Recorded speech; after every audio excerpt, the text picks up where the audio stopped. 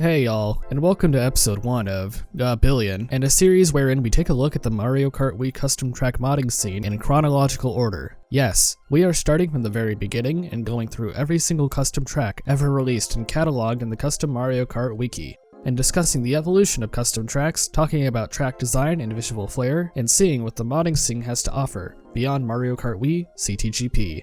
I do of course like CTGP and appreciate its offering to players as a one-stop showcase of over 200 custom tracks from Mario Kart Wii, but all the same, I believe that where the mod pack houses many treasured custom tracks, it is also home to plenty of trash as well. So I hope that as we go through this series, we come across lesser known tracks, both old and new, that can bring new experiences and keep things fun and fresh for our own collection of Mario Kart Wii custom tracks. As mentioned, we are going in chronological order, so in this first episode, we're talking about tracks made in 2009, of which there are only 3, and they are quite primitive compared to what is out there in the modern custom track scene. If you haven't heard of these tracks, their download links will be listed in the description below if you want to try them out for yourself, and yeah, can't say these tracks are spectacular by today's standards, but it is nonetheless an interesting look back at the history of custom track making. Without further ado, let's get started. Our first course is Test Circle by MrBean 35000 VR and Chadderz. It is currently in version 1.0, last updated in 2019 by ZPL. This is the earliest known custom Mario Kart track, and its co-creators serve as pioneers for the custom track scene, playing roles in developing the early tools used to create custom tracks. Quoting MrBean 35000 VR, "About 3 months have passed since me and my brother first took a look into SZS files and tried to get the textures. Now we finally have managed to finish coding a very basic 3D editor for courses so we can reshape them and stuff. This is of course the beginning of completely new and completely custom courses for Mario Kart Wii. The only problem we have at the moment, solidity mappings. It's all very well and good being able to make a new course, but without changing solidity there's no way to drive on it. However, we managed to make a workaround for this hack by turning absolutely everything solid. Cuts corners everywhere, literally. Presenting the first ever course model hack of Mario Kart Wii, creatively titled Test Circle, and an alpha stage for a very good reason. The course itself is a circular track with blue textured road, the skybox is solid black with the author's names written on it, and elements from the Shy Guy Beach course it replaces are still present. True to their word, this course is not without its problems. There appears to be at least 1, maybe 2 invisible walls that will consistently stop you in your track. The course's model glitches at various edges, and the CPUs aren't programmed to drive on this course, driving forward and falling off continuously. All that said, as titled, this is a test course whose purposes was to explore the possibilities of custom track making. At the time of this course's creation, the process of making collision models, or KCLs, was largely unknown, so MrBean and Chadderz's workaround to make the road drivable is an impressive feat. In 2019, ZPL released an update to this track which gave the course proper collision, upgraded the minimap, added item boxes, set a double speed modifier for faster driving around the track, and rose the lap count from 3 to 8, although these last 2 features don't appear to be working on my game running here on Dolphin. Nevertheless, while all these things certainly make the course more fun to drive on, overall the track is not very interesting. It's a flat basic test course with nothing to trick off of and no visual flair. Its only defining feature is that it is the first custom Mario Kart Wii track. Oh, and the fact that you can drift through the entire race. That's pretty cool. Points for style there. Next up is Lava Canyon by MrBean 35000 VR and Chadderz. It is currently in version Beta 2, released in 2020 by OK. This was the second ever custom track, and is a step up from Test Circle, with a more proper track design and real textures. It also has walls along most of the sides of the road to prevent you from falling off the track. Aside from that though, I honestly don't have a whole lot to say. Its textures work fine for early custom track design, but the track itself is very simple and quite large. It just doesn't work for me. One major no-no I hold against this track is the beginning of the race starting with an immediate right turn. It's difficult to pull off, even more so if you pull off a start boost. It's more impressive than Test Circle, but it's otherwise just as forgettable. Now, I'm sticking to 2009 tracks in this first episode and will continue to go in chronological order, but I want to shift gears and bring in a bit of modernity to keep things fresh by talking about remakes. Yes, from time to time, a track designer, be it the original author or a third party, will take an old dated custom track and make an attempt to breathe new life into it and bring it into the modern custom track scene. This concept was applied to this very track by Davidslane, releasing his remake of Lava Canyon in 2021, currently version RC1. Being released 12 years later, modern tools were obviously used to update this track, and it shows straight away. The terrain is now smooth in comparison to its prehistoric counterpart. I guess SZS modifier back in the day could only make tracks with sharp edges, no rounded corners whatsoever. It also has much nicer texture work, and the lava geysers are a welcomed addition, adding a bit of challenge to the course as well as allowing you to do tricks from time to time as opposed to driving around a flat course for 2 minutes straight. It unfortunately still has that annoying right turn right after the start line, but all in all, it's a good effort. It's still a forgettable track at the end of the day, but if I had to choose between playing the original or the remake wins this match hands down. Oh boy, we have a lot to discuss with this last track.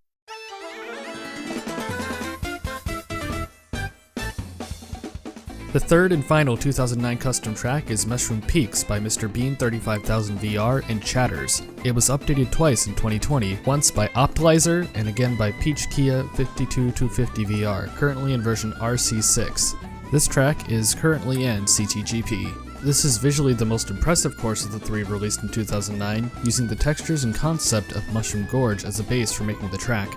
It is also a very large track, though the layout keeps the player busy that the size is more justified, though personally I think lowering the lap count to 2 laps instead of 3 would be preferred. To quote MrBean 35000 VR, "This track is the longest, hardest, and by far the prettiest looking track that me and Chadderz have made so far. It features annoying respawns, lots and lots of areas to die/sheer drops, and more bouncy mushrooms than you can shake a stick at. Very often this track can't be completed in 5 minutes due to its length, especially if it's 100cc. It seems as though this track was created intentionally to be difficult to complete flawlessly, kind of like a Kaizo track, and its difficulty serves as a point of controversy as this track has remained in CTGP to this very day. One of the most difficult aspects of the course is the titular Mushroom Peaks, whose placements makes it near impossible to make it across without falling, sometimes several times per lap. Couple that with its annoying 90-degree turns and noted length of the course, taking 5 to 6 minutes to complete 3 laps, and you can begin to see that this track, as cool as it was at the time, carries many flaws. It has been requested for removal from CTGP in the past, or at the very least requested to make the track more accessible to the average Mario Kart racer, only to have those requests denied by MrBean and Chadderz, who not only made this course but also made CTGP. It is, in fairness, a very popular track to race on, both because of its difficulty and also for its notoriety as one of the first ever custom tracks. Its creation, more so than Test Circle and Lava Canyon, serves as a defining moment, setting the precedence for what the possibilities of custom track making could be at the time, so its remaining in CTGP makes sense from at least that viewpoint. Personally, however, as a more casual Mario Kart Wii player more interested in the modding scene than I am racing competitively, I'm not particularly a fan of this track.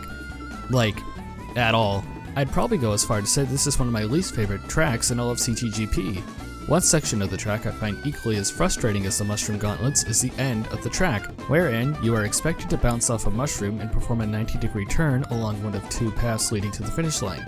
The trick to doing so is performing a drift and starting the turn before bouncing off the mushrooms, landing on the closer path, and driving straight to the finish line. Failing to pull this off, you would think, would allow you to turn upon landing and take the further path.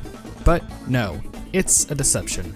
No matter what you do, even if you don't trick off the mushroom, even if you brake and turn upon landing, if you don't pull off that drift ahead of time, you will land and will be going too fast to turn and take the further path, and you will fall off the track.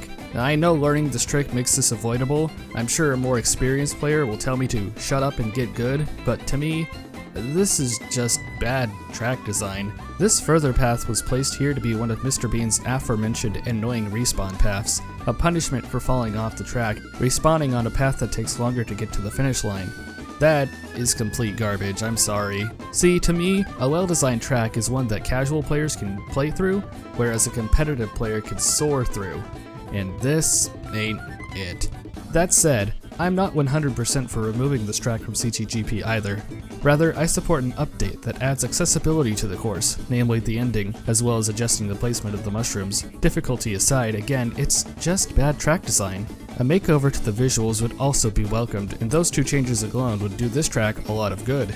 Though, as I said before, any requests I make will fall on deaf ears, as MrBean is stubbornly too attached to his old work to change it, so I suppose I'm better off advocating for its removal instead. It's certainly the most interesting and creative track from 2009, but that really isn't saying much.